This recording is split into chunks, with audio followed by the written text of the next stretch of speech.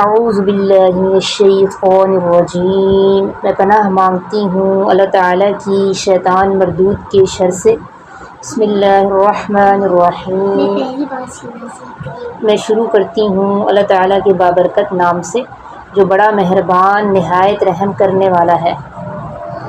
ہمارا آج کا سبق سورۃ البقرہ آیت نمبر 171 یہاں سے شروع ہوگا۔ 170 تک پڑھا تھا نا؟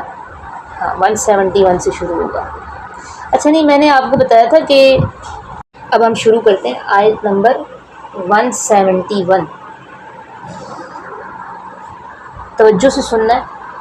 وَمَثَلُ الَّذِينَ، مثل کہتے ہیں مثال کو، اور مثال ان لوگوں کی کفروا جنہوں نے کفر کیا ہے، یعنی کافروں کی مثال کا جیسا کہ مثلی مثال ہے الذی اس شخص کی ینعق جو پکارتا ہے بما اس کو جو، اس سے مراد ان جانوروں کو جو،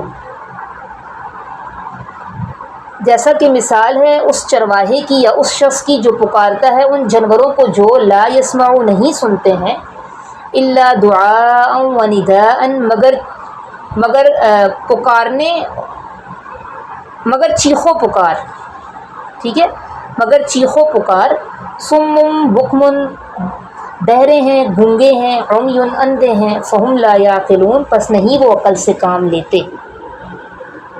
نوٹ کریں، پھر میں تفسیر بتاتی ہوں۔ ینعق جو لفظ ہے نا، یہ نعق ینعق، اس کا مطلب ہے، اس کا مطلب وہ مخصوص آواز ہوتی ہے جو چرواہے یا گلا باندھ جو ہوتے ہیں اپنے جانوروں کو بلانے کے لیے، ان کو ہانکنے کے لیے نکالتے ہیں، ٹھیک ہے، اس کو کہتے ہیں ینعق، نعق،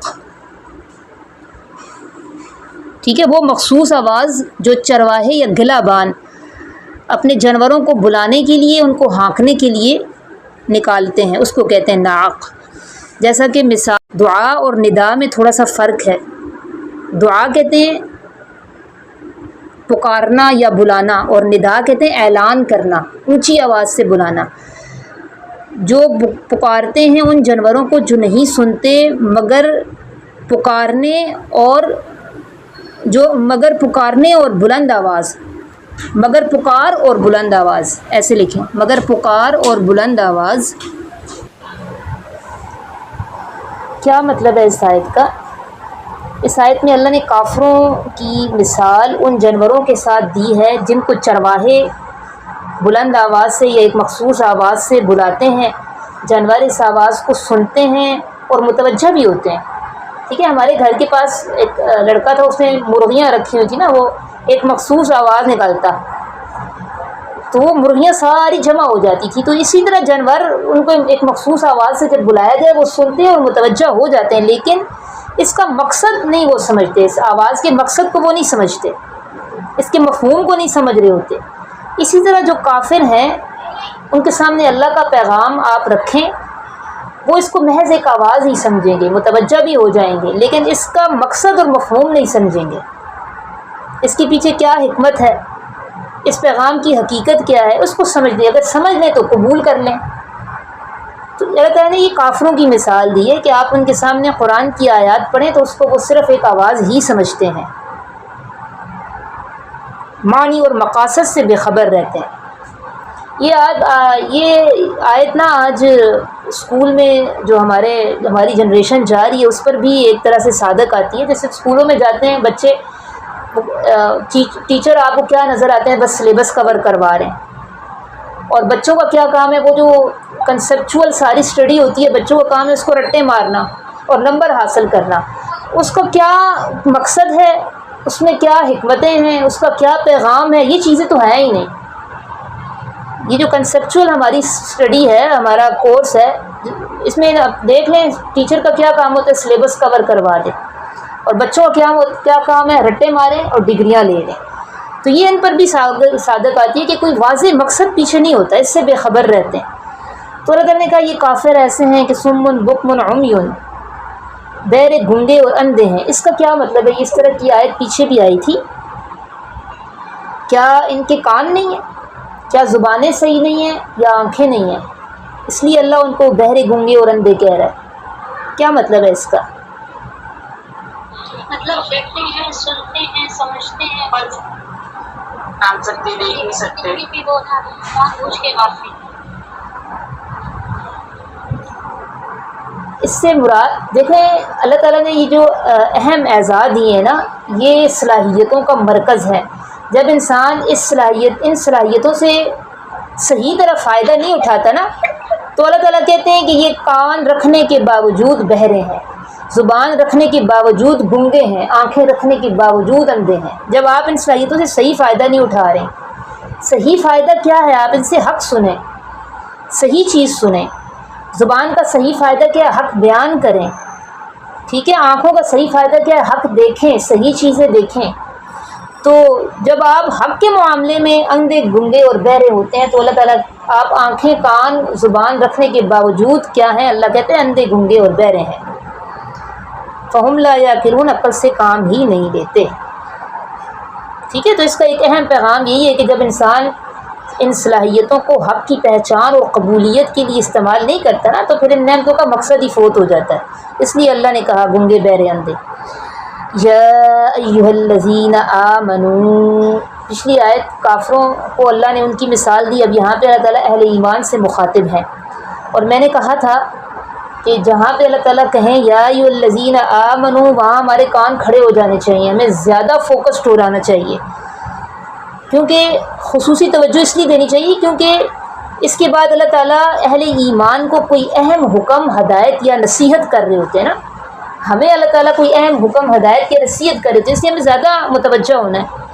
یا ایھا الذین آمنوا، اے ایمان والو، اے ایمان والو، کلو تم کھاؤ، من طیبات پاکیزہ چیزوں میں سے، طیب کا لفظ کل گزرا ہے، پاکیزہ چیز، طیبات بہت ساری پاکیزہ چیزیں، ان پاکیزہ چیزوں میں سے ما رزقناکم جو دے دی ہم نے تمہیں، اور صرف کھاؤ نہیں بلکہ وشکرو اور تم شکر ادا کرو، للہ اللہ کا، ان اگر تم ہو تم ایاہ، یہ ایاہ لفظ آپ نے پیچھے پڑھا تھا، کہاں پہ پڑھا تھا؟ ایاہ کا، ہاں جی سورہ فاتحہ میں پڑھا تھا، وہاں کا ضمیر تھی، یہاں ہو ضمیر ہے، اگر ہو تم ایاہ صرف اسی کی، تعبدون عبادت کرتے۔ پچھلی آیت میں اللہ تعالیٰ نے ان لوگوں کی مثال دی تھی نا جو صرف تقلید کر رہے ہوتے ہیں، آواز سنتے ہیں، مقصد کو نہیں سمجھتے، اور یہاں اللہ تعالیٰ بتا رہے ہیں کہ بھائی مسلمانوں تم عقل سلیم سے کام لو، کافروں کی طرح اندھے بہرے نہ بنو، ٹھیک ہے؟ ہر آیت کا دوسری آیت سے کنیکشن ہوتا ہے، ربط ہوتا ہے، تو اس آیت کا پچھلی آیت سے کیا ربط ہے؟ پچھلی آیت میں تو اللہ تعالیٰ کافروں کی مثال دے رہے ہیں کہ وہ کیا کرتے ہیں، آواز سنتے ہیں حق کی لیکن اس کے پیغام کو نہیں سمجھ رہے ہوتے، تو اس آیت میں اللہ تعالیٰ مسلمانوں کو کہہ رہے ہیں بھائی تم عقل سلیم سے کام لو، کافروں کی طرح اندھے بہرے نہ بنو بلکہ حلال اور طیب چیزیں کھاؤ۔ اچھا یہاں جو اللہ تعالیٰ نے فرمایا نا کلوا من طیبات ما رزقناکم، کہ وہ چیزیں کھاؤ جو پاکیزہ ہیں، کھاؤ کا یہ مطلب نہیں کہ آپ کچن میں جائیں اور کہیں اللہ نے کہا کھاؤ تو کھانا شروع کر دیں، اس کا مطلب یہ ہے کہ اللہ نے جو چیزیں پاکیزہ اور حلال رکھی ہیں انہیں عملاً حلال سمجھ کر اختیار کرو، پریکٹیکلی انہیں حلال سمجھو اور ان کا استعمال کرو، ٹھیک ہے؟ صرف ذہنی طور پر حلال ماننا نہیں، عملی زندگی میں بھی حلال کو اپنانا ضروری ہے، اور یہ حلال صرف کھانے پینے میں نہیں ہے، کمانے میں بھی ہے، زندگی کے ہر معاملات میں ہے حلال اور پاکیزہ کو اختیار کرنا، یہ مومن کی ذمہ داری ہے۔ اس کے بعد اللہ نے کیا کہا؟ وشکروا للہ، اللہ کا شکر ادا کرو۔ اچھا حلال وہ چیزیں ہیں نا جن کو اللہ اور اللہ کے رسول نے حلال قرار دے دیا، ٹھیک ہے؟ اب اگر کسی کو کوئی پیر کہتا ہے تم یہ چیز نہیں کھاؤ اپنے اوپر حرام کر لو، تو اس کے کہنے پر وہ حرام کرنا جائز نہیں ہوگا۔ شکریہ کا لفظ آیا یہاں پہ، جہاں رزق کی بات ہوتی ہے وہاں اللہ تعالیٰ شکر ادا کرنے کا بھی حکم دیتے ہیں۔ شکر ہم کیسے ادا کرتے ہیں؟ حدیث میں ہمیں ترغیب دی گئی ہے کہ کھانے پینے کے بعد الحمدللہ کہا جائے، ٹھیک ہے؟ تو یہ تو زبان سے شکر ہوتا ہے۔ شکر کی ایک دوسری صورت بھی ہوتی ہے، وہ ہے عملی شکر۔ آپ کے پاس اللہ کی جتنی بھی نعمتیں ہیں جو آپ استعمال کرتی ہیں ان کا عملی شکر کیا ہوتا ہے؟ کون بتائے گا مجھے؟ عملی شکر نعمتوں کا، تو صحیح طرح سے استعمال ہاں کرنا اور بالکل اسراف نہیں کریں، ان کی قدر کریں، ٹھیک ہے؟ نعمتوں کی قدر کرنا اس کا عملی شکر ہوتا ہے، چاہے یہ نعمت کسی رشتے کی صورت میں ہو، کھانے پینے کی صورت میں ہو، کسی بھی صورت میں آپ کے پاس کوئی نعمت ہے نا اللہ کی، ایک اس کی قدردانی تو یہ کہ آپ اس کو صحیح جگہ استعمال کریں، دوسرا آپ اس کی قدردانی کریں، اس کو ضائع نہ کریں، تو یہ اس کا عملی شکر ہوتا ہے۔ اب ہم تو اسراف کر رہے ہوتے ہیں نا بہت زیادہ، تو یہ کھانے پینے کی ناشکری میں آتا ہے اسراف کرنا، نعمتوں کو ضائع کرنا۔ ان کنتم ایاہ تعبدون، اگر تم توحید پرست ہو نا تو تمہیں یہ کرنا ہے، اگر تم صرف اسی کی عبادت کرتے ہو، تم توحید پرست ہو، تو تمہیں کیا کرنا ہے؟ حلال پاکیزہ کھانا ہے اور شکر بھی ادا کرنا ہے۔ انما حرم، بے شک حرام کیا گیا ہے، علیکم تم پر۔ اب آگے کچھ چیزیں اللہ نے بیان کی ہیں جو انسان پر اللہ نے ایمان والوں پر اللہ نے حرام قرار دی ہیں، وہ کون سی چیزیں ہیں؟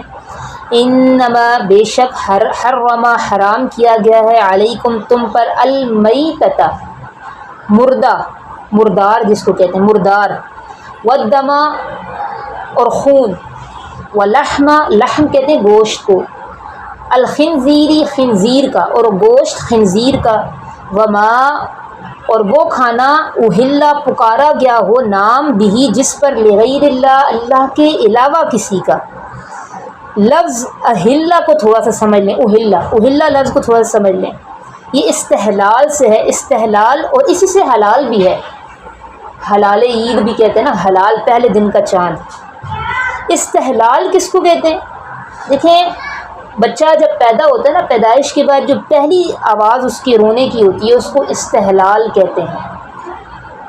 تو استحلال کا جو بنیادی مفہوم ہوتا ہے کسی بھی چھپی ہوئی چیز کا اچانک چمکتے ہوئے ظاہر ہونا یا آواز کے ساتھ ظاہر ہونا۔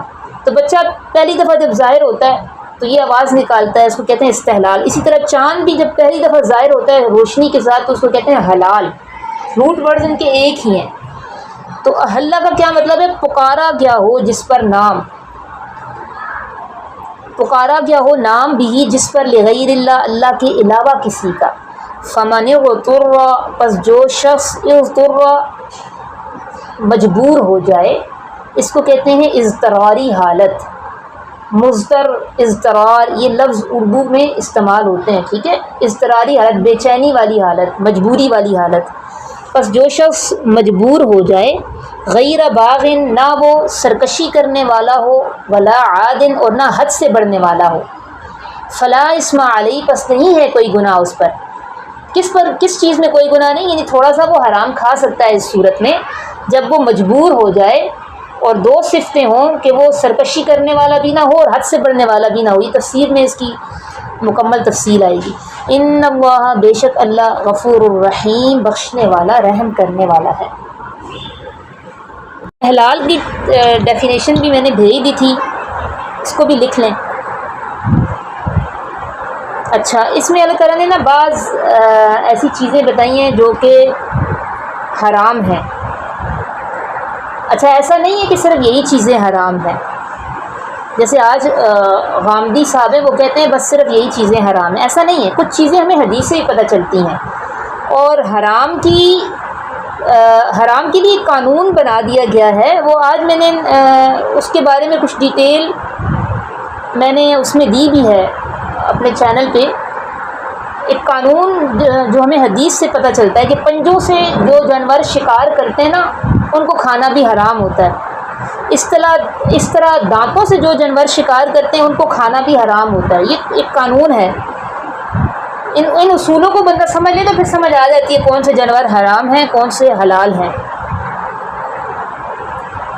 تو صرف یہ نہیں ہے کہ یہی چیز حرام ہے، جمہور علماء کے نزدیک یہ بات درست نہیں ہے کہ یہی چیزیں اللہ نے حرام کی ہیں، مردہ اور خون اور خنزیر کا گوشت اور غیر اللہ کے نام کی نظر و نیاز، ایسا نہیں ہے، کچھ ڈیٹیل ہمیں حدیث سے بھی ملتی ہے۔ یہ اصل میں مشرکین عرب کی بھی غلط فہمیاں تھیں، وہ حضرت ابراہیم علیہ السلام کے دور سے وہ کتے بلیاں یہ چیزیں ناپسندیدہ سمجھی جاتی تھیں ان کو کھانا، تو وہ ان چیزوں کو نہیں کھاتے ہوتے تھے، لیکن دوسری طرف مردار کھانے میں کوئی حرج محسوس نہیں کرتے تھے۔ اس لیے اللہ نے یہاں کچھ واضح فرما دیا کہ جن چیزوں کو تم اپنی طرف سے حلال سمجھتے ہو نا، ان میں حقیقتاً بہت سی چیزیں حرام ہیں۔ ان میں سب سے پہلا مردار ہے۔ مردار کو جو اللہ نے حرام کیا ہے، نہیں کھا سکتے آپ، اس میں کیا حکمتیں ہیں؟ مردار ہوتا کیا ہے؟ ہاں، کون بتائے گا مردار کیا ہوتا ہے؟ جو اس کی ڈیتھ ہو جانے والی ہے، ہاں، جو جن جانوروں کی ہم قربانی کرتے ہیں نا، ان کا خون ان کی ساری باڈی سے بھی نکلتا ہے۔ ہاں تو اس میں یہ بھی اللہ تعالیٰ کی حکمت ہے، ہاں، ان کا خون کی باڈی میں رہتا ہے۔ دیکھیں شریعت نے آپ کو ایک طریقہ سکھایا ہے نا جانور کو ذبح کرنے کا، تو جو جانور شرعی طریقے سے ذبح نہ کیا گیا ہو وہ کیا ہے؟ مردار۔ شرعی طریقے سے ذبح کرنے کا کیا طریقہ ہے؟ آپ نے بسم اللہ اللہ اکبر کہہ کر اس کو ذبح کرنا ہے، جانور کو قبلہ رخ لٹا کر ذبح کرنا ہے، اور خون کو بہنے دیا جائے۔ یہ تین ہوتی ہیں چیزیں۔ تو جو جانور خود سے مر جاتا ہے، اس کو ذبح نہ کیا جائے، تو وہ کیا ہوتا ہے؟ مردار۔ اور سورہ مائدہ میں انشاءاللہ پھر آپ اس کی مزید ڈیٹیل پڑھیں گی، وہاں میں آپ کو سارے فقہی مسائل بھی اس کے ساتھ بتاؤں گی۔ اس میں آپ پھر مزید پڑھیں گی مردار کی صورتیں کون سی ہوتی ہیں؟ گلا گھٹ کر مر گیا، چوٹ لگ کر مر گیا، بلندی سے گر کر مر گیا، سینگ لگنے سے مر گیا، درندے نے پھاڑ دیا اس سے مر گیا، تو یہ سارے مردار ہوتے ہیں۔ اچھا، اس کی کیا حکمت ہے؟ اللہ نے کیوں اس کو ابھی جیسے بتایا ارم نے کہ جب ہم ذبح کرتے ہیں تو خون سارا نکل جاتا ہے، لیکن جب مردار ہوتا ہے نا تو خون اس کے اندر جم جاتا ہے، اور یہ جمے ہوئے خون والا گوشت کھانا یہ انسانی صحت کے لیے نقصان دہ ہوتا ہے۔ ٹھیک ہے، اصل جو حرمت ہے اس کی بنیاد تو اللہ کا حکم ہے۔ ہمیں انسان کا کام، مومن کا کام یہ نہیں ہے کہ حکمتیں تلاش کرے، لیکن حکمتیں بھی موجود ہوتی ہیں۔ اللہ نے جو حرام کیا نا، ضرور اس میں کوئی آپ کا جسمانی نقصان ہوتا ہے یا روحانی نقصان ہوتا ہے، اس لیے اللہ نے وہ چیزیں، وہ غذائیں اللہ نے حرام قرار دے دی۔ حضرت سعد ابن وقاص رضی اللہ تعالیٰ، انہوں نے نبی علیہ السلام سے کیا کہا تھا کہ یا رسول اللہ میرے لیے دعا کریں، اللہ تعالیٰ مجھے مستجاب الدعوات بنا دیں۔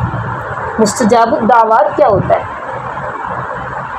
جس کی ساری دعائیں، ہاں، ایسا بندہ جس کی دعائیں قبول ہوں۔ تو نبی پاک صلی اللہ علیہ وسلم نے پھر کیا اس پر نصیحت کی؟ اے سعد، اپنی غذا پاکیزہ کر لو، تمہاری دعائیں قبول کی جائیں گی۔ ٹھیک ہے، اس کا مطلب حرام غذا کے اتنے برے اثرات ہوتے ہیں کہ اس بندے کی دعائیں قبول نہیں ہوتی، یعنی یہ دعا بھی قبولیت میں رکاوٹ بنتی ہے حرام کمائی۔ اس لیے ہمارے علماء تو یہ بھی کہتے ہیں مشتبہ چیز بھی نہ کھاؤ، مشتبہ چیزوں سے بھی حتی المقدور بچو۔ جس میں شک پڑ جائے نا، مشتبہ، یہ پتہ نہیں حلال ہے کہ حرام، مشتبہ ہو گئی تو اس سے بچنا چاہیے۔ اچھا، دوسرا، بہتے ہوئے خون کو بھی اللہ نے حرام قرار دے دیا، اس کا بھی استعمال جائز نہیں ہے۔ ٹھیک ہے، جسم سے خون نکل رہا ہے، اس کو پینا، اس کا استعمال جائز نہیں ہے۔ بہت سارے لوگ ہیں یہ تمہاری جسم کا، اس کو پی لو، تو پی بھی رہے ہوتے ہیں، ایسے بھی میں نے دیکھے ہیں ایسی چیزیں بھی، لوگ اس طرح کر رہے ہوتے ہیں، تو یہ نجس ہے، اس کو پینا بھی جائز نہیں۔ اللہ نے کہہ دیا حرام ہے تو حرام ہے، آپ کی نقصان دہ ہے۔ آگے خنزیر کی حرمت ہے، اس کے گوشت کو بھی اللہ نے، اور خنزیر ایسا جانور ہے جس کی ہر چیز اللہ نے حرام قرار دی ہے۔ ٹھیک ہے، اس کی کھال، اس کے سینگ، جتنی بھی اس کی چیزیں ہیں نا، وہ سب حرام ہیں، اور اس کی بھی حکمتیں بھی بتائی گئی ہیں۔ علماء بتاتے ہیں کہ گندگی کھانے والا جانور ہے، پھر اس میں کچھ اخلاقی برائیاں بھی ہوتی ہیں، جس کی بیس پر انہوں نے کہا ہے کہ جو یہ جانور کھاتے ہیں وہ بے حیا ہوتے ہیں، وہ لوگوں میں بے حیائی والی چیزیں پیدا ہو جاتی ہیں۔ ٹھیک ہے، تو جو چیزیں ہم کھا رہے ہوتے ہیں اصل میں ہمارے اندر پھر ویسی صفات پیدا ہوتی ہیں، اس لیے وحشی جانوروں کا گوشت اللہ نے حرام کیا تاکہ وحشیانہ صفات ہمارے اندر پیدا نہ ہوں۔ ایک اور چیز آگے، غیر اللہ کے نام کی نظر و نیاز۔ ایسا کھانا یا ایسی کوئی بھی چیز جس کو غیر اللہ کے علاوہ کسی کے نام کے ساتھ منسوب کر دیا جائے، اللہ نے کہا وہ بھی حرام ہے۔ مسلمان کی تو عبادت، مسلمان کی نظر و نیاز، مسلمان کی قربانی، سب کچھ اللہ کے لیے ہونی چاہیے۔ تو کسی اور کے نام، کیا ہماری سوسائٹی میں اس کی کوئی مثال ہے؟ کسی کو کوئی مثال پتہ ہے سوسائٹی میں کہ غیر اللہ کے نام پر کھانا منسوب کرنا؟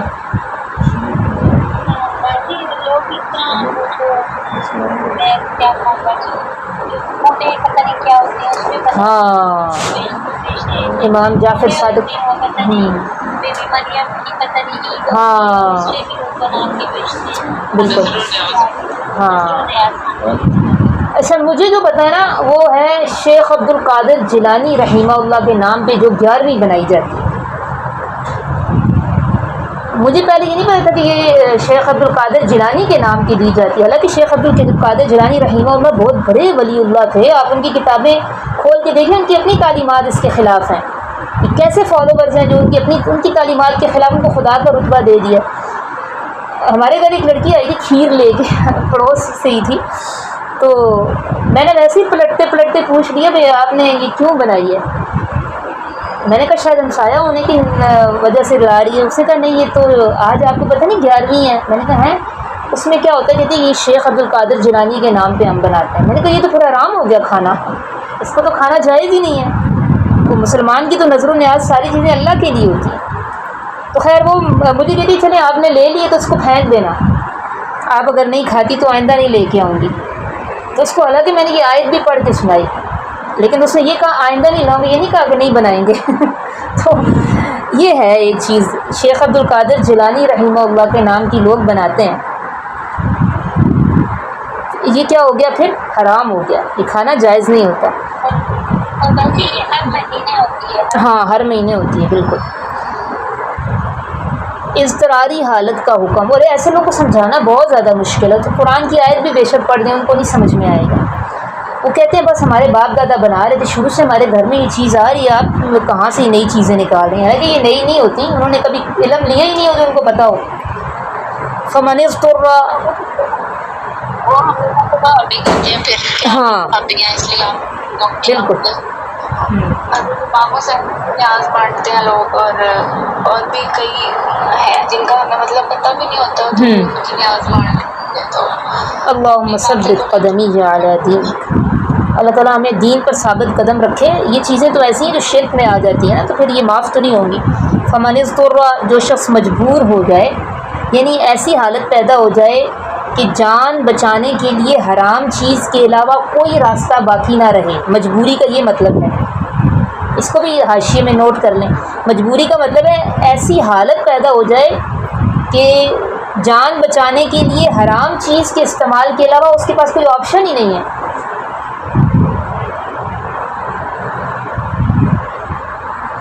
جیسے شدید بھوک لگی ہے، آس پاس کوئی حلال غذا میسر ہی نہیں ہے، اگر اس نے کھانا نہیں کھایا تو جان چلی جائے گی. یا پھر ایسا بھی سچویشن ہوتی ہے نا کہ کوئی مسلمان کسی غیر مسلم کی قید میں ہوتا ہے، وہ اس کو مجبور کر رہا ہوتا ہے کہ اگر تم نے نہ کھایا تو تمہیں مار دیا جائے گا.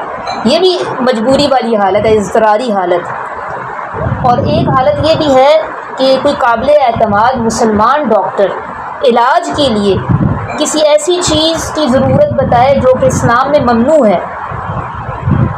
ٹھیک ہے، وہ کہے کہ بھئی اس کا متبادل نہیں ہے، تمہیں یہ حرام. جیسے دیکھیں ابھی سور کے جگر کا ایک دفعہ تھا نا کہ یہ اگر کسی کا جگر ختم ہو جائے، یہ اس کی پلانٹیشن ہو تو یہ جائز ہے کہ نہیں. تو اس وقت پھر علماء نے اسی آیت کو مد نظر رکھ کر فتویٰ دیا تھا کہ اگر کسی کی جان بچانے کے لیے کوئی اضطراری حالت میں ہے، اس کی جان بچانے کے لیے اگر یہی علاج ہے کہ اس کو سور کا جگر لگایا جائے گا تبھی اس کی جان بچ سکتی ہے، تو پھر یہ اضطراری حالت ہے، اس میں جائز ہوگا. تو ایک صورت اس کی ہے نا کہ کوئی مسلمان ڈاکٹر علاج کے لیے وہ آپ کو یہ بتائے کہ اس کا متبادل نہیں ہے، آپ کو یہ حرام چیز کھانی پڑے گی، اس کا استعمال کرنا پڑے گا، تو علاج کے لیے بھی یہ جائز ہوگا. لیکن ساتھ میں اللہ نے شرط بھی بتا دی، بھئی تم مجبور تو ہو لیکن غیر باغ ولا عاد.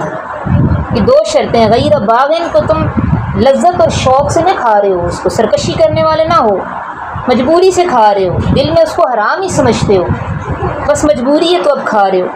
دوسرا ولا عاد، حد سے بڑھنے والے نہ ہو، یعنی اتنی مقدار نہ کھاؤ کہ جو ہے ضرورت سے زیادہ کھانا شروع ہو جاؤ، بس اتنی مقدار کھانی ہے کہ بھوک ختم ہو جائے اور جان بچ جائے. ولا عادن کا یہ مطلب ہے حد سے بڑھنے والے نہ ہو، یعنی اتنا زیادہ حرام نہیں کھانا کہ بھوک تو ختم ہو گئی ہے، تمہاری ضرورت پوری ہو گئی ہے لیکن پھر بھی مزے لے لے کر کھا رہے ہو، پیٹ بھر رہے ہو. تو یہ دو شرطیں اللہ نے بتائی ہیں. پھر اس صورت میں کھانا جائز ہوگا. ان اللہ غفور الرحیم، بے شک اللہ بخشنے والا رحم کرنے والا. اور اسی میں یہ جو خون کا آیا تھا نا ودما، انتقال خون کا بھی ہے. انتقال خون مریضوں کی جان بچانے کے لیے ہوتا ہے نا، تو یہ بھی اضطراری حالت ہو جاتی ہے. ویسے تو خون اللہ تعالیٰ نے منع کیا، خون حرام ہے بہتا ہوا خون، لیکن جو خون لگایا جاتا ہے کسی کی جان بچانے کے لیے، وہ اضطراری حالت میں آ جاتا ہے، اس میں پھر یہ جائز ہوتا ہے۔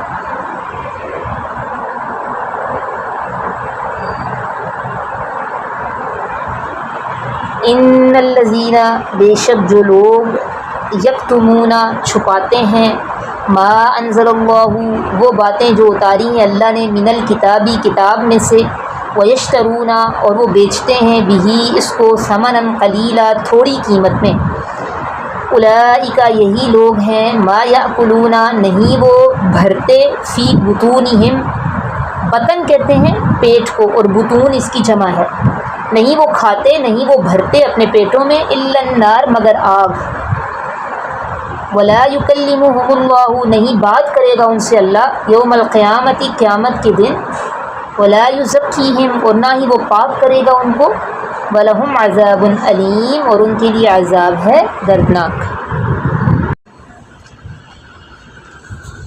پھر وہی آیت ہے کہ حق کو چھپاتے ہیں، ٹھیک ہے، حقیقت کو پوشیدہ رکھنا، لوگوں کو صحیح بات نہ بتانا، یہ سب حق کو چھپانا ہوتا ہے، اور صرف چھپاتے ہی نہیں بلکہ اس کے ذریعے دنیا کا فائدہ حاصل کر رہے ہوتے ہیں، نذرانے وصول کر رہے ہوتے ہیں۔ ہمارے درمیان بھی ایک طبقہ ایسا ہے کہ لوگوں کو بدعات کے پیچھے لگایا ہوا ہے اور اس پر لوگوں سے بھاری نذرانے وصول کرتے ہیں۔ میں یہ سمجھتی ہوں کہ اگر آج یہ لوگوں کو حق بات بتانا شروع ہو جائے نا تو اس کے پیچھے جتنا آج طبقہ چل رہا ہے وہ سارا ان کا ساتھ چھوڑ دے گا۔ تو ایسے لوگ ویشترون بہ ثمنا قلیلا، اس کے بدلے دنیا کے حقیر نذرانے وصول کرتے ہیں۔ تو اللہ تعالیٰ کہہ رہے ہیں وہ اپنے پیٹوں میں آگ بھرتے ہیں۔ بظاہر تو مال نظر آ رہا ہے نا، لیکن حقیقت میں وہ جہنم کا آگ ہے۔ اور 3 طرح کی سزائیں اللہ نے ان کے لیے رکھی ہیں، ایک تو اپنے پیٹوں میں آگ بھرتے ہیں، دوسرا اللہ ان سے قیامت کے دن بات نہیں کرے گا، اور تیسرا ان کے لیے دردناک عذاب ہوگا۔ اچھا، پیٹ میں جو آگ والی مثال اللہ نے دی ہے نا، پیٹ میں آگ بھرنا، کچھ دوسرے اعمال بھی ہیں جن کے لیے یہی وعید آئی ہے کہ یہ لوگ اپنے پیٹوں میں آگ بھرتے ہیں۔ وہ کون سے دوسرے اعمال ہیں؟ یتیم کا مال کھانے والا شخص، ٹھیک ہے، جو یتیموں کا مال نہ حق کھا لیتے ہیں نا، تو وہ بھی، اس کے بارے میں بھی یہی وعید ہے کہ وہ اپنے پیٹوں میں آگ بھرتے ہیں۔ دوسرا، حدیث سے ہمیں پتہ چلتا ہے کہ سونے اور چاندی کے برتن جو استعمال کرتے ہیں، جو شخص سونے اور چاندی کے برتنوں میں کھاتا پیتا ہو تو وہ ایسا ہے گویا اپنے پیٹ میں جہنم کی آگ بھر رہا ہے۔ سونے اور چاندی کے برتنوں، یہ اہل جنت کی ہوگی نشانی نا، تو دنیا میں ان کا استعمال مکروہ ہے۔ اور 3 اعمال تھے، 2 تھے، تو یہ جو گزر گیا نا کہ جو لوگ حقیقت کو چھپا لیتے ہیں، صحیح بات کو چھپا لیتے ہیں، اور اس پر پھر نذرانے ان کو ملنا شروع ہو جاتے ہیں، جیسے غلط فتوے بھی بعض لوگ دے رہے ہوتے ہیں، اس پر نذرانے ملنا شروع ہو جاتے ہیں، تو یہ لوگ بھی اپنے پیٹوں میں آگ بھرتے ہیں۔ اچھا، اس سے اس طرح کی آیات سے ہمیں دیکھیں یہ بھی پتہ چلتا ہے نا کہ اب جس کو اللہ نے علم دے دیا نا، اس پر بھاری ذمہ داری عائد ہوتی ہے کہ وہ اس علم کو لوگوں تک پہنچائے، کیونکہ حدیث میں بھی ہے بلغوا عنی ولو آیا، میری طرف سے پہنچا دو اگرچہ ایک ہی آیت کیوں نہ ہو۔ اور سورسز الحمدللہ ہمارے پاس بہت زیادہ ہیں، ہم پہنچا سکتے ہیں ان سارے سورسز کو، سوشل میڈیا کو، واٹس ایپ کو، جتنے بھی سوشل میڈیا ایپس ہیں، ان سب کو ہم تبلیغ دین کے لیے استعمال کر سکتے ہیں۔ نیت یہی رکھیں کہ نبی صلی اللہ علیہ وسلم نے فرمایا بلغوا عنی ولو آیا، اور دوسرا جب علم دین آ گیا تو پھر بھاری ذمہ داری بھی ہے۔ اور علماء ایسے بندے کو جس کے پاس علم دین تو ہے لیکن وہ دوسرے لوگوں کو اس کا فائدہ نہیں دے رہا، غاصبوں میں شمار کرتے ہیں، کیونکہ یہ بھی ایک نعمت ہے آپ کے پاس، تو اس نعمت کا شکریہ یہی ہے کہ اس سے خود بھی فائدہ اٹھائیں، دوسروں کو بھی فائدہ پہنچائیں۔ ایک اور آیت پڑھتے ہیں، اولئک یہی لوگ ہیں، الذین اشتروا الضلالۃ جنہوں نے خرید لیا ہے الضلالۃ گمراہی کو، بالہدیٰ ہدایت کے بدلے۔ خرید و فروخت عموماً کسی چیز سے ہوتی ہے نا، دنیا میں جو ہم کرتے ہیں پیسے کے ساتھ کرتے ہیں، تو انہوں نے ہدایت کو دے کر ضلالت لے لی، والعذاب اور خرید لیے عذاب کو، بالمغفرۃ بخشش کے بدلے۔ فما اصبرہم، پھر آگے اللہ تعالیٰ تعجب والا صیغہ استعمال کریں، فما اصبرہم، پس کس قدر یہ لوگ صابر ہیں، علی النار، آگ پر، کس قدر صبر کرنے والے ہیں آگ پر، یعنی ایسے اعمال جانتے بوجھتے اختیار کر رہے ہیں نا جو ان کو جہنم تک پہنچا دیں، تو کس قدر وہ صابر ہیں آگ پر۔ یہ میں ٹھیک ہے۔ فما اصبرهم علی النار، یعنی یہ اللہ تعالیٰ کی طرف سے نا تعجب اور تنبیہ کا ایک انداز ہے، اللہ کی طرف سے تعجب اور تنبیہ کا انداز ہے کہ جہنم میں جانے کے اسباب کو یہ جان بوجھ کر اختیار کر رہے ہیں، تو یہ بڑی جرت کی بات ہے۔ تو آخر یہ کس قدر صابر ہیں آگ پر۔ پیچھے جو آیات ہے اس میں یہی بتایا گیا نا کہ جان بوجھ کر یہ حق کو چھپاتے ہیں، صحیح بات کو چھپاتے ہیں، تو اس لیے اللہ تعالیٰ کہہ رہے ہیں کہ یہ لوگ ان کو پتہ بھی ہے تو یہ جان بوجھ کر جہنم کی آگ خرید رہے ہیں، تو یہ کس قدر صابر ہیں آگ پر۔ ایک دفعہ فیس بک پہ ایک لڑکی نے قرآن کی آیت لگائی ہوئی تھی نا، وَلَا تَبَرَّجْنَ تَبَرُّجَ الْجَاهِلِيَّةِ الْأُولَى، مسلمان عورتوں کو حکم ہے نا پہلی جاہلیت کے زمانے کی طرح، پہلی جاہلیت کے زمانے کی عورتوں کی طرح بناؤ سنگھار کر کے نا باہر مٹکتی نہ پھرو۔ تو اس کے نیچے اب اس طرح کی آیات بعض خواتین کو بہت بری لگ رہی ہوتی ہیں، اس طرح کے احکامات بہت برے لگ رہے ہوتے ہیں۔ تو ایک لڑکی نے کمنٹ کیا تھا، الحمدللہ میں ایسے ہی جاہلوں میں آتی ہوں، استغفر اللہ العظیم۔ یعنی قرآن کی آیت کو اتنا ہلکا اس نے لیا اللہ کے حکم کو کہ وہ بڑے فخر سے کہہ رہی ہے کہ، اور الحمدللہ بھی کہہ رہی ہے کہ میں ایسے ہی جاہلوں میں آتی ہوں جو زمانہ جاہلیت میں مٹکتی پھرتی تھیں۔ دیکھیں ایک ہوتا ہے نا گناہ ہم کر رہے ہیں اور لیکن اس گناہ کو ہم دل میں برا بھی سمجھتے ہیں، ہمیں شرمندگی محسوس ہوتی ہے اور ہم کہتے ہیں کہ اللہ اس کو چھڑا دے، ہم معافی کے طلبگار ہیں۔ لیکن ایک گناہ وہ ہوتا ہے جو بڑی بہادری بڑی جرت کے ساتھ کرنا اور پھر لوگوں کو کہنا بھی ہاں میں کر رہی ہوں۔ تو اس طرح کے لوگ جو ہے نا یہ ان کو سوچنا چاہیے، فما اصبرهم علی النار، کس قدر یہ لوگ صابر ہیں آگ پر، اس آگ کا سامنا کر سکیں گے جو دنیا میں جو آگ اللہ نے بھیجی ہے 99 دفعہ ٹھنڈی کر کے بھیجی ہے، تو وہ یہ 99% زیادہ گرم ہے وہ آگ دنیا کی آگ سے، تو دنیا کی آگ برداشت نہیں ہوتی وہ کیسے ہوگی۔ اور یہاں پہ اللہ کا تو شکر بنتا ہی نہیں کہ الحمدللہ کہہ کر کہیں کہ ہاں ہمارا شمار ان جاہلوں میں، یہاں شیطان کا شکر بنتا ہے کہ جس کی غلامی کر کے اس کے راستے پر چل رہے ہیں۔ تو فما اصبرهم علی النار، یہ لوگ کس قدر صابر ہیں آگ پر۔ انسان بہت بے بس ہوتا ہے، ایک وقت تو ہوتا ہے انسان بڑی اکڑ دکھا رہا ہوتا ہے، لیکن اصل میں انسان ایک بہت کمزور اور بے بس ہے۔ حالات جب آتے ہیں نا تو وہ بے بسی پھر اس وقت اس کو اپنی نظر آ رہی ہوتی ہے، کچھ لمحات تو ایسے آتے ہیں انسان اکڑ دکھاتا ہے اور بڑی بڑی باتیں کرتا ہے۔ اسی طرح موت کے سامنے بھی انسان بہت بے بس ہے، ذرا سے بیماریاں آ جائیں اس کے سامنے بھی انسان بہت بے بس ہو جاتا ہے۔ تو ایسے ہی لوگوں کی کیفیت اللہ نے یہاں بیان کی، فما اصبرهم علی النار۔ سبحان ربک رب العزت عما یصفون وسلام علی المرسلین والحمد للہ رب العالمین۔ ربنا تقبل منا انک انت السمیع العلیم۔